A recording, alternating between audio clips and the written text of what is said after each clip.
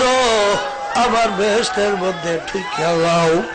বাবার একটু পরীক্ষা করিয়া দেখেন আমার নফস কোন অবস্থায় আছে। আপনার নফস কি নফসে আম্মারা না নফসে লাওয়ামা না নফসে মুতমাইন্না? যে আল্লাহর বান্দা বান্দিরা আমার মাওলার জিকির করে আল্লাহর ফজল করমে দেখবেন আস্তে আস্তে নফসের হালাত পরিবর্তন হইতে আছে। নফসে আম্মারা থেকে লাওয়ামা, লাওয়ামা থেকে মুতমাইন্নায় পরিণত হয়ে গেছে। এমন এক শ্রেণীর আল্লাহর বান্দা বান্দিরা দুনিয়াতে আছে, দেখবেন তাদের সামনে গুনাহ আসলে শরীরের ভিতরে ঝালঝালা তৈরি হয়ে যায়। আল্লাহু আল্লাহ। আমার মাওলা তাদের সম্পর্কে বলছেন তাকশাইরু মিনহু জুলুদুল্লাযীনা ইয়াখশাউনা রাব্বাহুম সুম্মা তালিনু জুলুদুহুম ওয়া কুলুবুহুম ইলা যিকরিল্লাহ।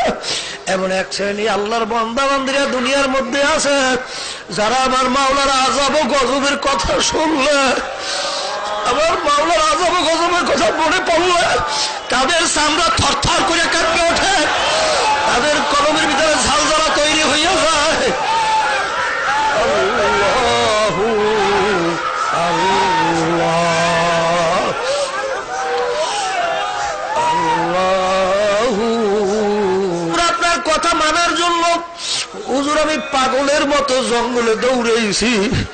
হুজুর এমন কোন আমার জানা মতে জায়গা নাই যেই জায়গা আমি যাই নাই, কিন্তু জঙ্গলের মধ্যে যাইয়া গোপরে মুরগি জবাই করা শুরু করি, কিন্তু চাইয়া দেখি আমার মাওলা আমার দিকে চাইয়া রয়েছে।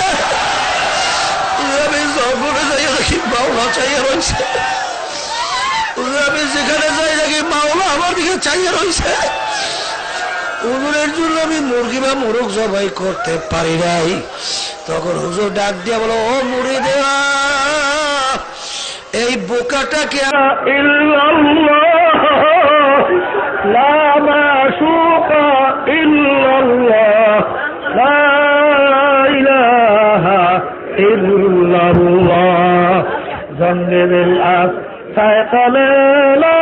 পাখি কুরতে বাদে মোহাব্বত তাকে খুব আল্লাহ আল্লাহ আর তামান্না। তুমি রশি ধরেছ, খাজা বাবার রশি, গাজা বাবার রশি, পীর বাবার রশি তোমাকে পার করে নিয়ে যাবে।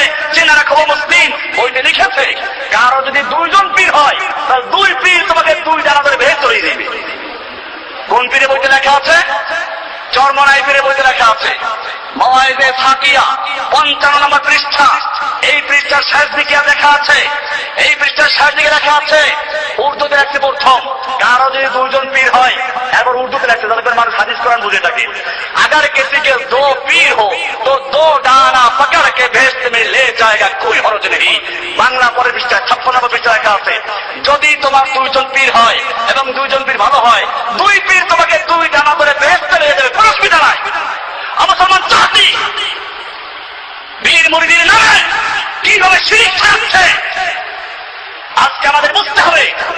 লা ইলাহা পড়ছে জিকিরের ছাড়াই এই লোকগুলো মসজিদ ফাটায় লা ইলাহা ইল্লাল্লাহ, ওটা বেটা বাচ্চা। আমি পরিষ্কার বলছি সাহাবায়ে কেরাম মানে তাল মিলিয়ে সুরে সব মিলিয়ে চিৎকার করে কোথা থেকে বলেন নাই লা ইলাহা ইল্লাল্লাহ।